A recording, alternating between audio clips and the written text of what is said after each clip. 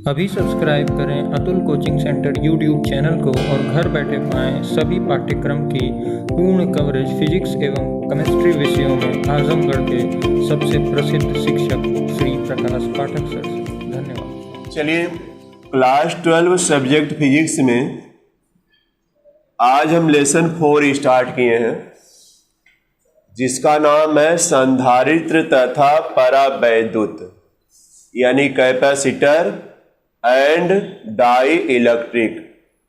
ये लेसन का नाम है। संधारित्र अगर देखा जाए, इसका परिचय अगर दिया जाए आपको, तो संधारित्र एक ऐसा समायोजन है जिसमें आवेश की पर्याप्त मात्रा संचित की जा सकती है। अब कैसे संचित की जाएगी, उसके लिए आपको जुगाड़ या युक्ति बताया जाएगा। परावैद्युत जो है एक पदार्थ होता है, उसका नाम दिया जाता है। आप जानते हैं सभी पदार्थ छोटे छोटे कणों से मिलकर बने हैं, जिनको परमाणु कहा जाता है। परमाणु के नाभिक में प्रोटॉन होता है, वह प्लस आवेशित होता है। उसके चारों तरफ इलेक्ट्रॉन होता है जो कि ऋणात्मक होता है। तो इसमें परावैद्युत पदार्थ में जो परमाणु में प्रोटॉन और इलेक्ट्रॉन होते हैं, वे प्रबल आकर्षण बल द्वारा बंधे होते हैं। लेकिन जब इसी को किसी वैद्युत क्षेत्र में ले जाया जाता है, तो जो प्लस वाले हैं यानी प्रोटॉन है वह एक तरफ हो जाएगा, और जो ऋण वाले हैं यानी इलेक्ट्रॉन है वह क्या हो जाएगा, एक तरफ हो जाएगा। तो यह सब तो हम परिचय देंगे ही, यह हमने लेसन का परिचय आपको दिया है। इसके बाद हम लोग आ जाएंगे आपके सिलेबस में, जो पहली हेडिंग इसमें है, चालक तथा विद्युत रोधी, यानी कंडक्टर एंड इंसुलेटर। यह क्या होता है, इसके बारे में प्रारंभिक तौर पर दिया है। तो देखिए, आप जानते हैं कि आपके आसपास तमाम पदार्थ मिलते होंगे। कुछ में विद्युत धारा प्रवाहित होती है और कुछ में नहीं भी होती है।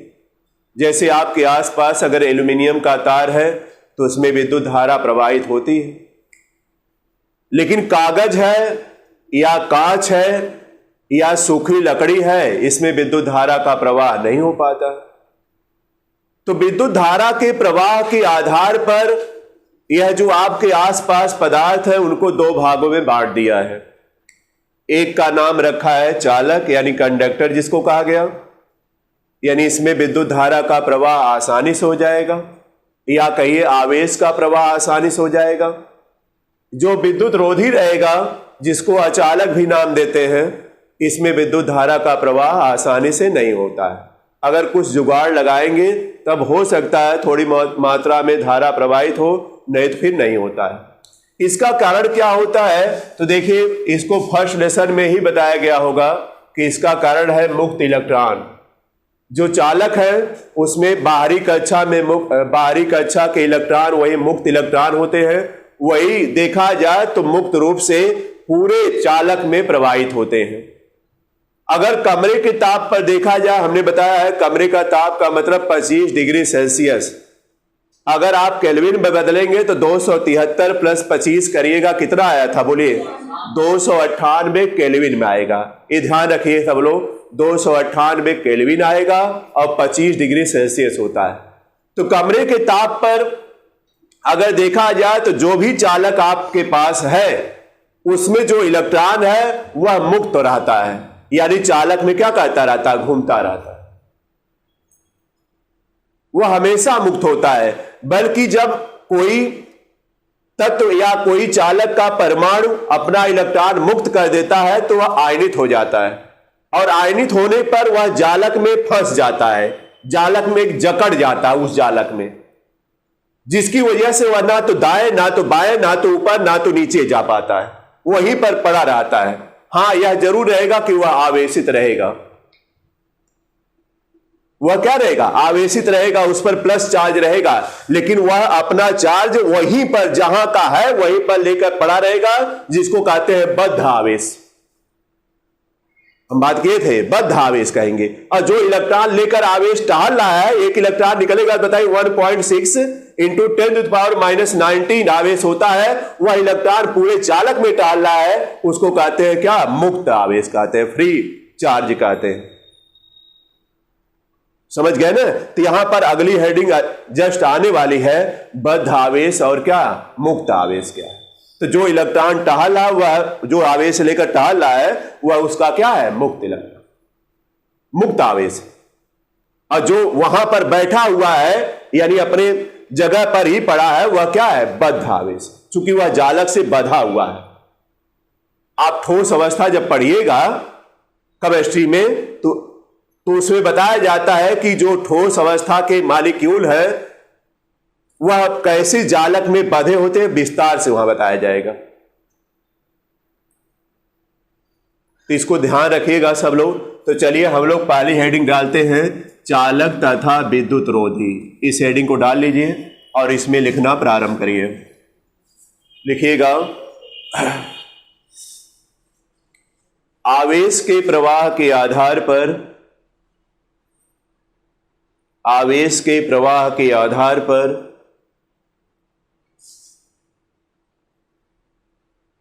पदार्थों को दो भागों में बांटा जा सकता है। पदार्थों को दो भागों में बांटा जा सकता है।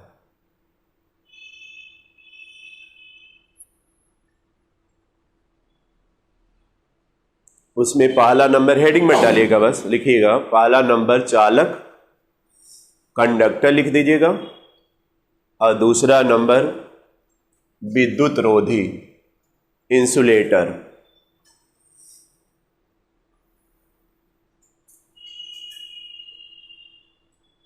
हो गया चालक और दूसरा क्या, इंसुलेटर।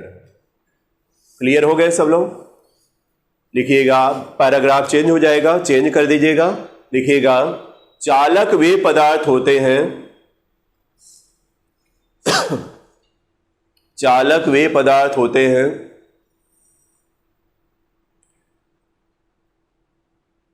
जिसमें विद्युत धारा या आवेश, दोनों कह सकते हैं, दोनों एक लिख सकते हैं, विद्युत धारा या आवेश का प्रवाह आसानी से हो जाता है, आसानी से हो जाता है।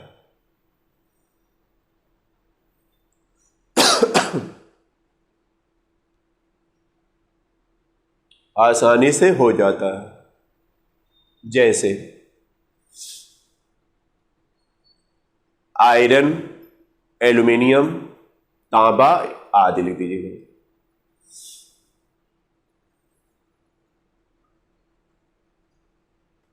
हो गया ना। तांबे का भी तार होता है, देखिए एल्यूमिनियम का भी तार होता है, कॉपर का भी तार होता है, कॉपर भी रहेगा, इत्यादि लिख दिए। दो एक उदाहरण लिख करके इत्यादि लिख दीजिए।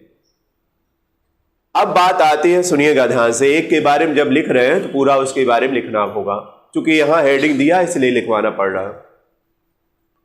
आखिर इसमें विद्युत धारा का प्रवाह क्या होता है, तो बताइएगा कि चालक में, चालक के जो परमाणु होते हैं उसमें मुक्त इलेक्ट्रॉन होते हैं। बोलिए, यही कहेंगे, चालक में जो परमाणु होते हैं उनमें क्या होते हैं, मुक्त इलेक्ट्रॉन होते हैं। इन्हीं मुक्त इलेक्ट्रॉनों की वजह से ही आवेश का प्रवाह एक सिरे से दूसरे सिरे तक हो पाता। तो लिख लीजिएगा, चालक में मुक्त इलेक्ट्रॉन होते हैं, चालक में मुक्त इलेक्ट्रॉन होते हैं,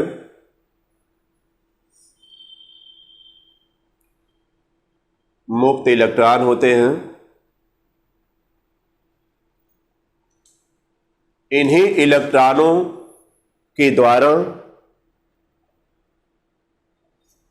आवेश का प्रवाह, इन्हीं इलेक्ट्रॉनों के द्वारा आवेश का प्रवाह एक सिरे से दूसरे सिरे की ओर हो पाता है। एक सिरे से दूसरे सिरे की ओर हो पाता है। हो गया होगा सबका, कंफर्म हो गए सब लोग ना। पैराग्राफ फिर चेंज करिएगा।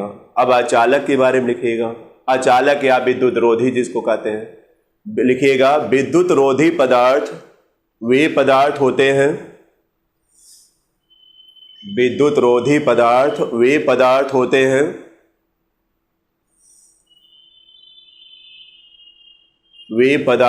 हैं जिसमें विद्युत धारा का प्रवाह नहीं होता है। जैसे लिख लीजिएगा, कांच, कागज, सूखी लकड़ी आदि। कांच, कागज, सूखी लकड़ी आदि।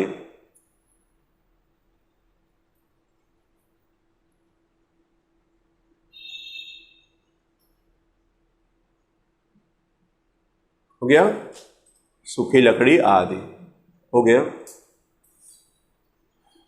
इनमें क्यों नहीं प्रवाह होता है, तो इसमें बताएगा कि मुक्त इलेक्ट्रॉन नहीं होते हैं, जिसके कारण इसमें विद्युत धारा का प्रवाह या आवेश का प्रवाह नहीं हो पाता है। तो हो जाएगा ना, ये तो आप जान ही गए सब लोग। लिखना होगा तो 1 लाइन 2 लाइन लिख लीजिएगा नीचे कि इसमें मुक्त इलेक्ट्रॉन नहीं होता है, जिसकी वजह से विद्युत धारा का प्रवाह नहीं हो पाता।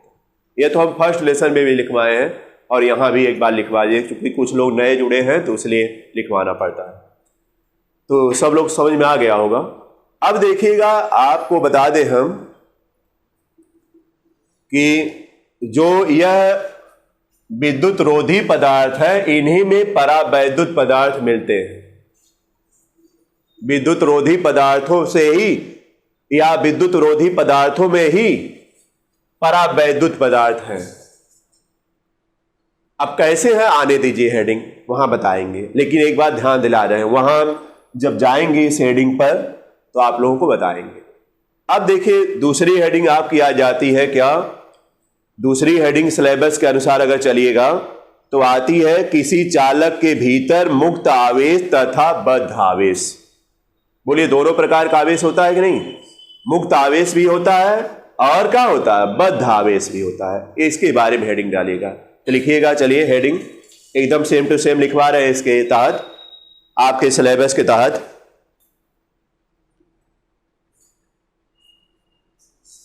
किसी चालक के भीतर मुक्त आवेश तथा बद्ध आवेश। चालक के भीतर मुक्त आवेश तथा बद्ध आवेश।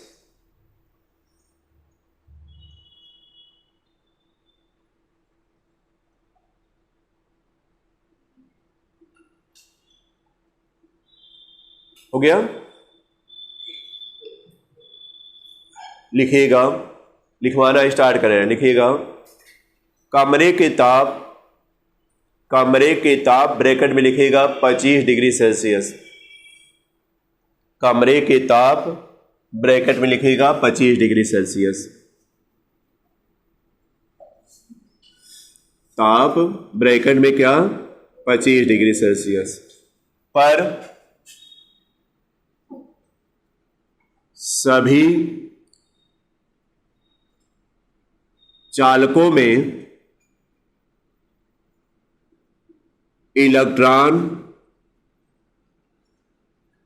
मुक्त अवस्था में पाया जाता है।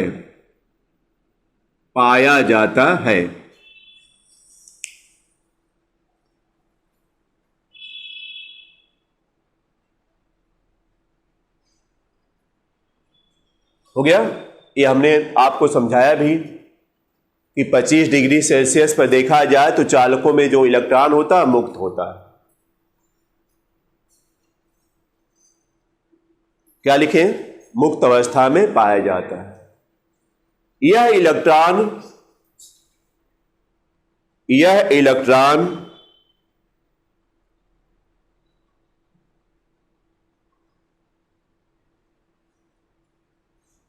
चालक में एक स्थान से दूसरे स्थान तक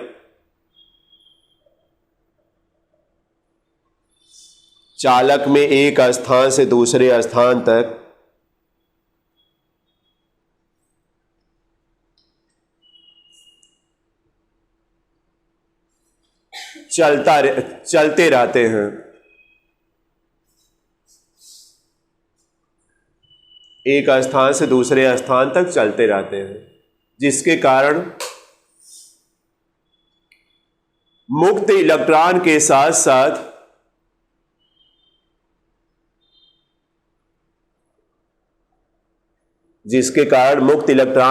साथ मुक्त आवेश का प्रवाह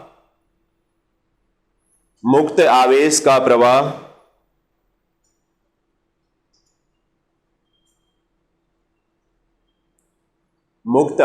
का प्रवाह बोलिए, इलेक्ट्रॉन जाएंगे तो उसके साथ आवेश जाएगा ना, मुक्त आवेश का प्रवाह होता रहता है।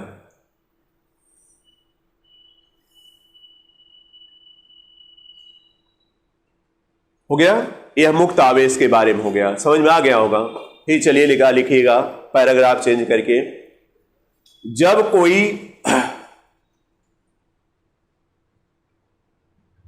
चालक ठोस का परमाणु इलेक्ट्रॉन मुक्त कर देता है, चालक ठोस का परमाणु इलेक्ट्रॉन मुक्त कर देता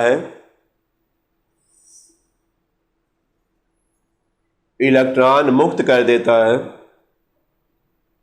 तो वह आयनित हो जाता है।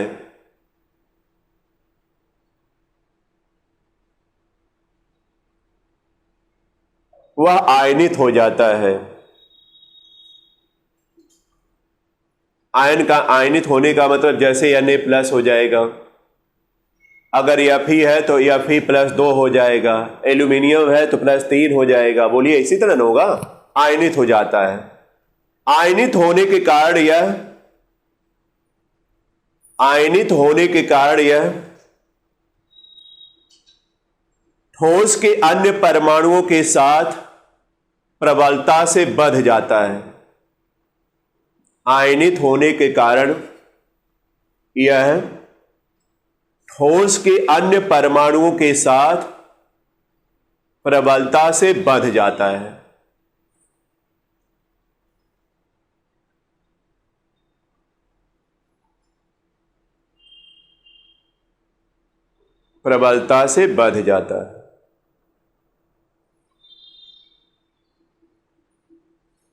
इन्हीं धन आयनों के आवेश को बद्ध आवेश कहा जाता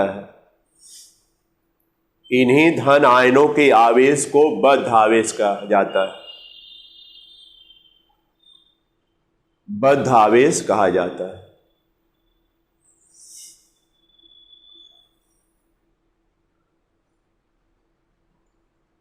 अब तो समझ में आ गया होगा सबको।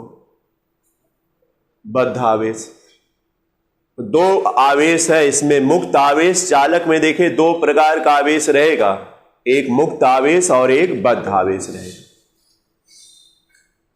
मुक्त आवेश तो एक स्थान से दूसरे स्थान तक चलता रहेगा, और जो बद्ध आवेश है वह अपनी जगह पर ही अस्थायी रूप से क्या हो जाएगा, बद्ध हो जाएगा। हमने बताया मुक्त इलेक्ट्रॉन किसे कहते हैं, तो बताए थे किसी तत्व के परमाणु के बाहरी कक्षा का जो इलेक्ट्रॉन होता है वही मुक्त इलेक्ट्रॉन होता है। पहले वही जो है कक्षा को छोड़ता है। हर एक घर में देखा जाए, अगर उदाहरण लिया जाए तो हर एक घर में एक लोग जो है मुक्त होते हैं। सब लोग मान कर चलते हैं घर वाले कि भाई उनका कोई जो है उनकी नकल कोई मत करिए, वह जैसे भी कर रहे हैं करने दीजिए। सब लोग परेशान रहते हैं, है कि नहीं। हर एक घर में एक आध ठो निकल जाते हैं लोग, वह मुक्त आवेश है। अब बताइए, अगर जो घर का मलिकार है, मलिकार कहा जाता है ना, मालिक है, उसके पास मान लीजिए एक उदाहरण बता रहे हैं, अगर उसके पास 100 रुपया है तो 100 रुपया का हुआ तो प्लस है, लेकिन यह जो है क्या किया, जिद किया और जिद करके इससे 100 रुपया ले लिया, तो बताइए यह बेकार हो गए कि नहीं। यह बेकार हो जाएंगे, या मार्केट तक नहीं निकलेंगे। क्यों नहीं निकलेंगे, क्योंकि पैसा ही नहीं है। तो वह घर पर बद्ध हो जाएंगे, मजबूर हो जाएंगे कि वह घर पर रहे, और यह फ्री हो जाएंगे 100 रुपया लेकर के। जब तक खत्म करके नहीं आएंगे तब तक आएंगे नहीं। तो यही देखिए उदाहरण हुआ कि बद्ध आवेश क्या हुआ, आवेशित तो यह भी है भाई, 100 रुपया दिए तो आवेशित तो है ही। लेकिन वह भी आवेशित है और वह आवेश मुक्त आवेश है, पूरा बाजार में डाल रहा है, और यह बद्ध आवेश है जो कि घर अब पड़े। इसी से आप समझ सकते हैं।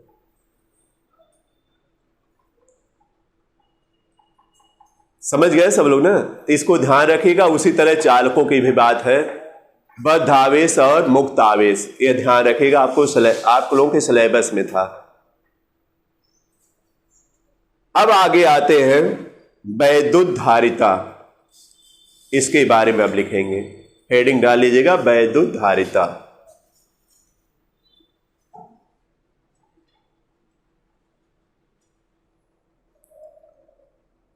हो गया? वैद्युत धारिता, इलेक्ट्रिक कैपेसिटेंस बोलते हैं जिसको, वैद्युत धारिता। हम क्या बताए थे इसका शाब्दिक अर्थ? वैद्युत संग्रहण करने की क्षमता ही धारिता है। वैद्युत संग्रहण का मतलब आवेश संग्रहण, किसी भी पदार्थ के द्वारा आवेश संग्रहण करने की क्षमता ही उसकी धारिता है। अगर शाब्दिक अर्थ देखा जाए तो यह है। तो पहले तो इस लाइन को लिख लीजिए, लिखिएगा। सामान्यतः किसी चालक की वैद्युत धारिता, किसी चालक की वैद्युत धारिता उसके आवेश संग्रहण करने की क्षमता, उसके आवेश संग्रहण करने की क्षमता की माप है। आवेश संग्रहण करने की क्षमता की माप है।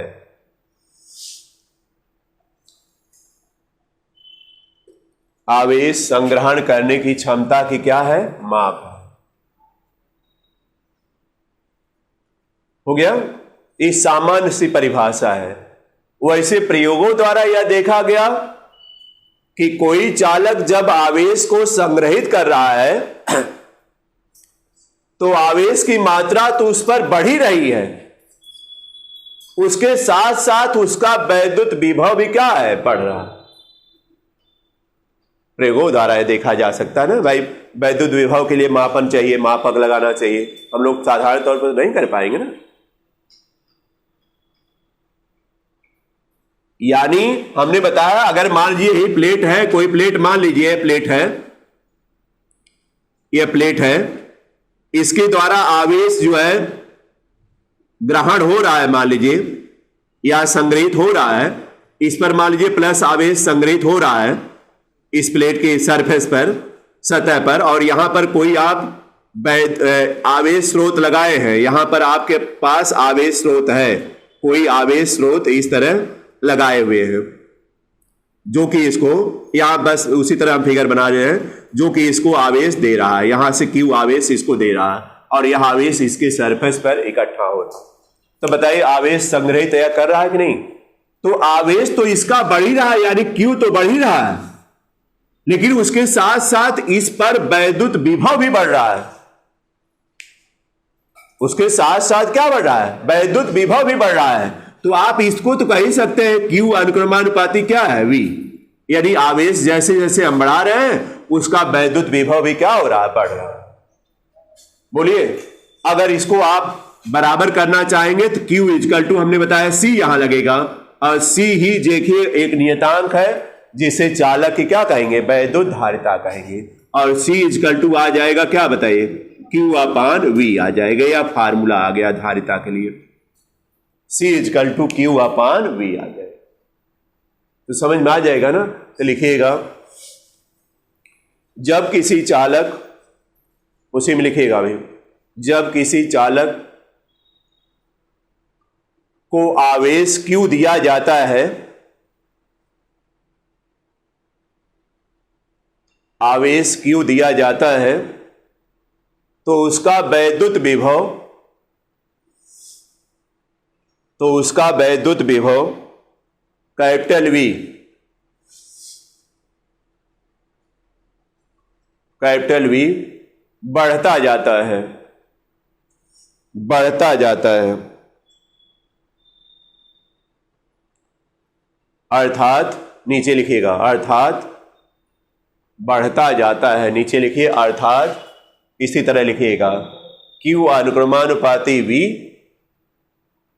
Q अनुक्रमानुपाती V, Q बराबर C V लिखिएगा, जहां C लिखिएगा नियतांक है जिसे चालक की क्या कहेंगे, वैद्युत धारिता कहेंगे। इसको नोट कर लीजिएगा, जहां इसके आगे जहां C एक नियतांक है जिसे चालक की वैद्युत धारिता कहते हैं, जिसे चालक की क्या कहते हैं, वैद्युत धारिता कहते हैं।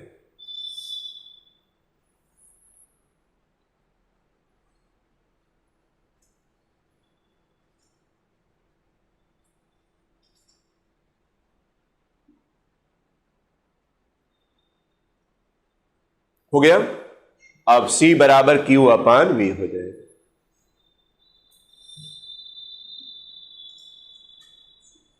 हो चुका। C बराबर आ गया Q अपान V। Q क्या है, दिया गया आवेश, ये तो आवेश दिया जा रहा है देखिए, और V क्या है, इस आवेश के कारण इस पे विभव में वृद्धि है समझिए, या विभव जो आया हुआ है, और C जो है क्या है, धारिता है। बताइए यह धारिता का मापन कर रहा है कि नहीं। अगर आपको Q पता है, V पता है, तो C का मान निकल जाएगा। तो बताइए मापन हुआ कि नहीं, मापन कर रहा है। क्या क्या आपको पता होना चाहिए। अगर कहा जाए कि किसी चालक की वैद्युत धारिता हमको निकालनी है तो क्या क्या आपको चाहिए, तो आप कहेंगे आवेश हमको दे दीजिएगा और वैद्युत विभव दे दीजिएगा, चूंकि एक बिंदु पर है ना तो वैद्युत विभव इसलिए नाम लिया जाएगा। वैद्युत विभव दे दीजिएगा तो हम जो है इसका रेशियो करेंगे, अनुपात करेंगे तो आ जाएगा।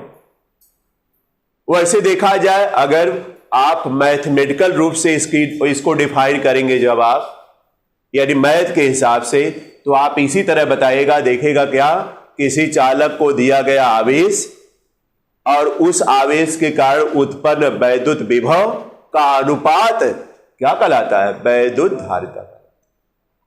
ये परिभाषा याद रखिएगा, हर जगह नहीं लिखवाया जाएगा।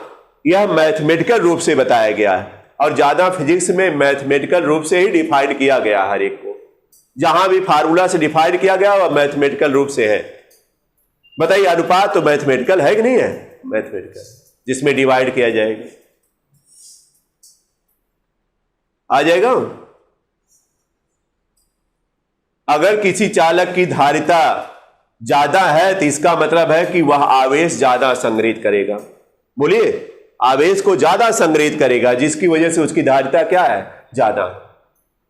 अब अलग अलग चालकों की धारिता अलग अलग होती है, कोई ज्यादा आवेश का संग्रहण करता है और कोई कम आवेश का संग्रहण करता है, ये भी बता दे रहे हैं। तो ये समझ गए सब लोग ना। अच्छा, एक बात और देखिए, पीछे ही बता देना चाहिए था, आपका शुद्ध जल जो है विद्युत का अचालक होता है, ये जानते भी होंगे और एक बार हम पुनः रिवाइज कर दे रहे हैं। शुद्ध जल देखा जाए तो विद्युत का अचालक होता है, लेकिन जब इस जल में आप नमक या कोई अम्ल क्षार मिला देंगे या कोई लवण मिला देंगे, जैसे नमक तो लवण है, तो इसमें आयन या इसमें मुक्त इलेक्ट्रॉन आ जाते हैं और जिसकी वजह से इसमें विद्युत धारा का प्रवाह होने लगता है। लेकिन यह जीके का भी क्वेश्चन है कि शुद्ध जल विद्युत का अचालक होता है, लेकिन जब इस जल में अम्ल या क्षार या अन्य अशुद्धियां मिल जाएंगी तो यह जल क्या हो जाएगा, विद्युत का चालक हो जाएगा। तो जो गड्ढों में जल है वह तो बताइए बह कर जा रहा है ना, और बह कर जाएगा तो उसमें अशुद्धियां तो तमाम है। अरे बताइए, आपके यहां से अम्लीय क्षारी तमाम प्रकार की अशुद्धियां बहकर उसमें जाएंगी, तो बताइए वह तो चालक ही रहेगा। अगर एक सिरे पर कोई तार अगर पानी में गिरा है तो बताइए पूरे पानी में वह लाइट जो है या वह धारा का प्रवाह करेगा। इसलिए सावधान रहिएगा। ये नहीं कि हम बता दिए शुद्ध जल विद्युत का अचालक है तो इसका पालन तभी होगा जब तक वह शुद्ध रहेगा, अशुद्ध अवस्था में नहीं। तो कंफर्म हो गया ना। अब देखिए धारिता की बीमा और मात्रक क्या है इसके बारे में चलते हैं। तो धारिता की बताइए, हमने बताया है यहां पर धारिता का मात्रक लिखिएगा आप तो बताइए Q का मात्रक बटे V का मात्रक होगा। Q का मात्रक आप जानते हैं कूलाम होता है और यह क्या है, वोल्ट है। तो कूलाम प्रति वोल्ट रहेगा कि नहीं, जिसको क्या कहेंगे, फैरेड कहेंगे। तो लिखिएगा नीचे स्टार लगा कर लिखिएगा, स्टार लगा करके वैद्युत धारिता का मात्रक, वैद्युत धारिता का मात्रक कूलाम प्रति वोल्ट है, कूलाम प्रति वोल्ट है।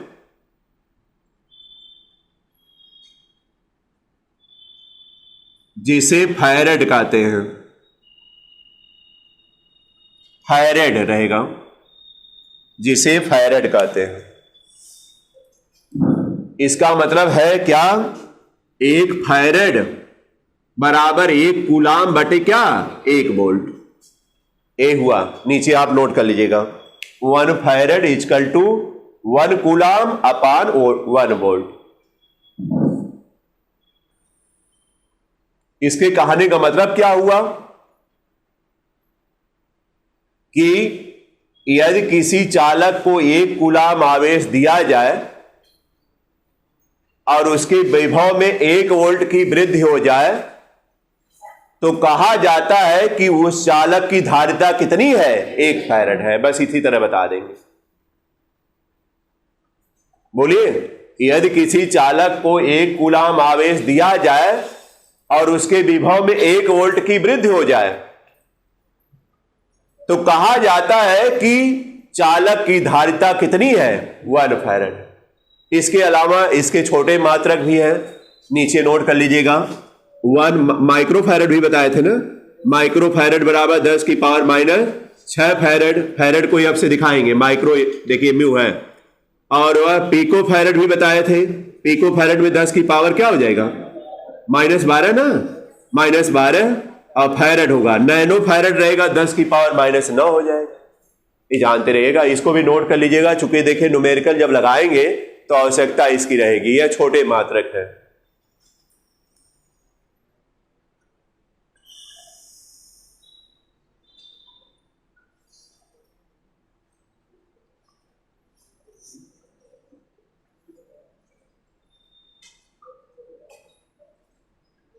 हो गया। तो यह देखिए जानकारी सबको हो गई। बीमा निकाल लीजिएगा, बीमा तो आप लोग निकाले ही हैं।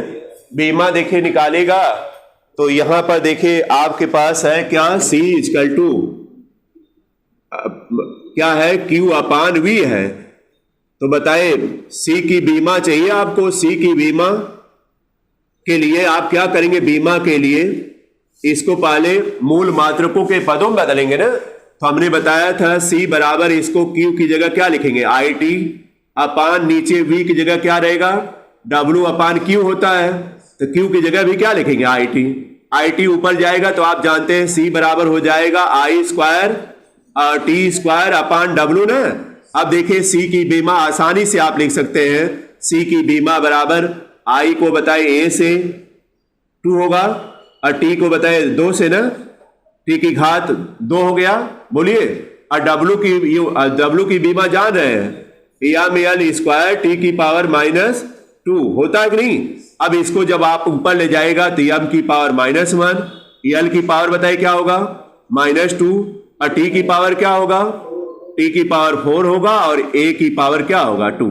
यही बीमा आई थी ना, ए बीमा आ जाएगी। आप इसी तरह निकाल सकते हैं, या याद रहेगी तो डायरेक्ट लिखिएगा। नोट कर लीजिए बीमा के लिए, Q की बीमा, C की बीमा के लिए इसको मूल मात्रक के पदों में या मूल भौतिक राशियों के पदों में बदलेंगे, फिर उसके बाद बीमा आ जाएगी।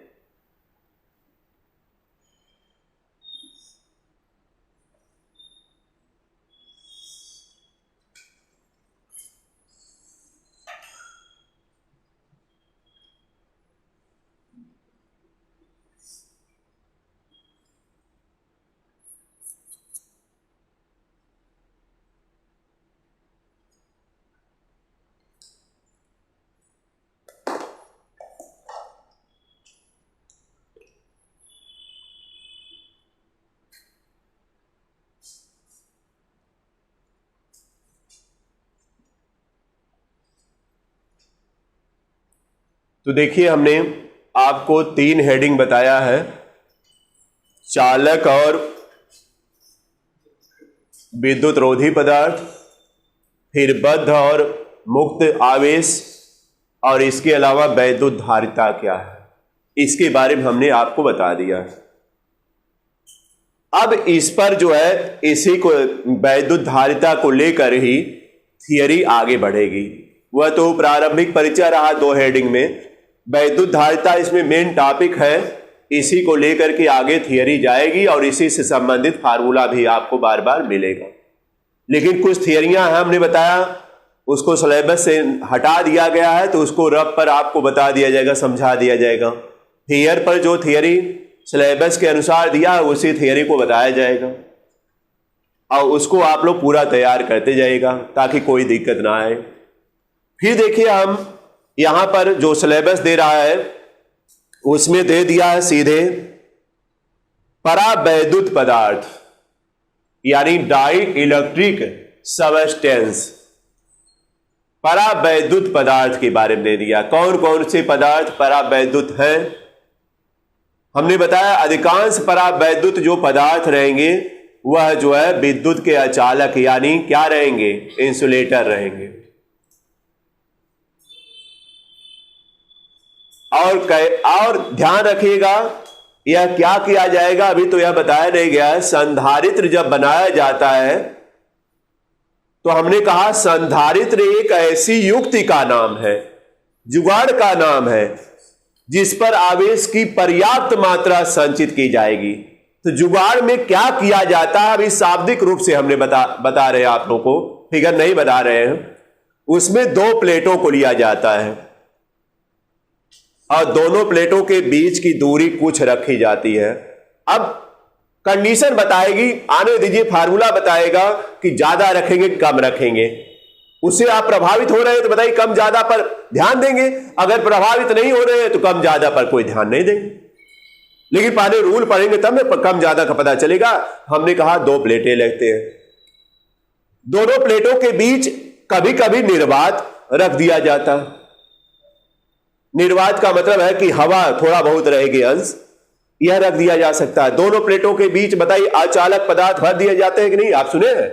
अचालक पदार्थ, और अचालक पदार्थ ही परावैद्युत पदार्थ रहेंगे, उसको भर दीजिएगा। और भरने के बाद देख लीजिएगा कि यह प्लेटें और आवेश को ग्रहण कर रही हैं कि नहीं। अगर आप यह परावैद्युत पदार्थ अगर इसमें भर रहे हैं तो देखिएगा अगर यह आवेश का संग्रहण और कर रहा है तो आपका जुगाड़ और अच्छा है। अगर संग्रहण करने की उसकी क्षमता कम हो गई तो हटा देंगे, सीधी सीधी बात। भाई देखिए कोई भी प्रयोग करने जाते हैं तो कहते हैं कि भाई इससे क्या होगा, बढ़ जाएगा कि घट जाएगा। तो आप जब प्रयोग करके देखते हैं तो अगर घट रहा है तो उसको हटा देते हैं, बढ़ रहा है तो उसको भी ऐड रखते हैं उसमें, भाई इसकी वजह से यह बढ़ रहा है। आपको आवेश का संचय करना है, बस यही है चैप्टर में। इस चैप्टर में यही सब पढ़ना है कि कैसे आवेश को पर्याप्त मात्रा में संचित कर लिया जाए, यानी कैसे वैद्युत धारिता को बढ़ा लिया जाए। आवेश बताइए संचित होगा तो वैद्युत धारिता बढ़ेगी कि नहीं, वैद्युत धारिता कैसे बढ़ा लिया जाए।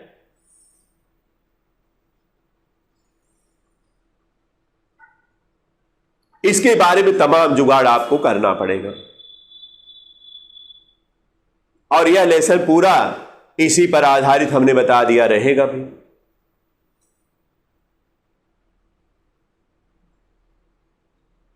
तो सबको समझ में आ गया ना। इसमें देखिए परावैद्युत पदार्थ हेडिंग डालेगा, डाई इलेक्ट्रिक लिखा हुआ है, सबस्टेंस लिख दीजिएगा, परावैद्युत पदार्थ।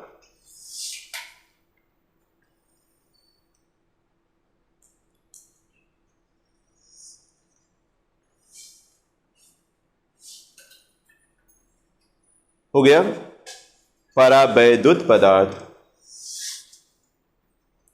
लिखिएगा परावैद्युत पदार्थ मुख्यतः विद्युत रोधी पदार्थ होते हैं, विद्युत रोधी पदार्थ होते हैं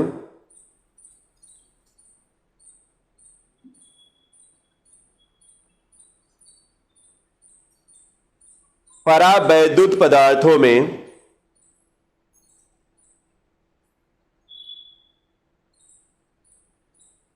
परमाणुओं के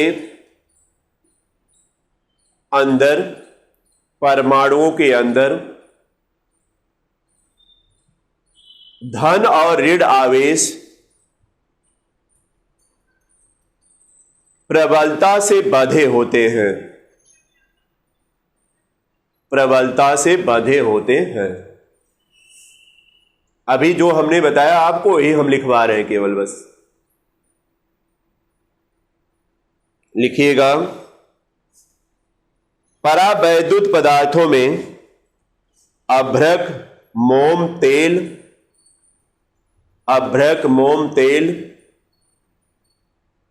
पैराफिन, कुछ पदार्थों के बारे में तो आप जान ही रहे हैं, मोम तेल, पैराफिन आदि आते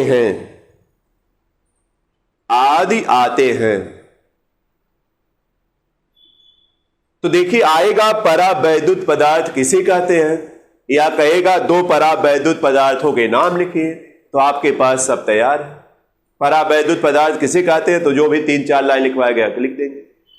यह कैसे काम करता है, कहां पर रखा जाता है, हमने बताया संधारित्र बनाते समय दोनों प्लेटों के बीच परावैद्युत पदार्थ रखा जाएगा, और रखते ही हमने बताया जो उसका आकार गोलाकार है, क्यों बताया है कि नहीं, जो दोनों प्लेटों के बीच आएगा तो जानते हैं एक प्लेट पर धन आवेश रहेगा और एक प्लेट पर उतना ही क्या रहेगा, ऋण आवेश रहेगा।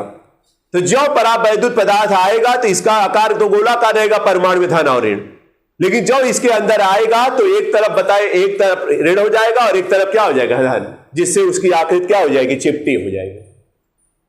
बताइए धन वाला किधर जाएगा, किस प्लेट की तरफ, ऋण वाले की तरफ, और ऋण वाला उसका पार्ट किधर जाएगा, धन। ये तो जान ही गए समझ। तो आज इतना ही रहने देते हैं, ठीक ना, इसी पर रोकते हैं, चूंकि परावैद्युत के बारे में अगला टॉपिक या अगला वीडियो जो है परावैद्युत के बारे में दिया जाएगा, उसके बारे में अच्छे तरीके से समझना है। तो रहने देते हैं इतना, धन्यवाद।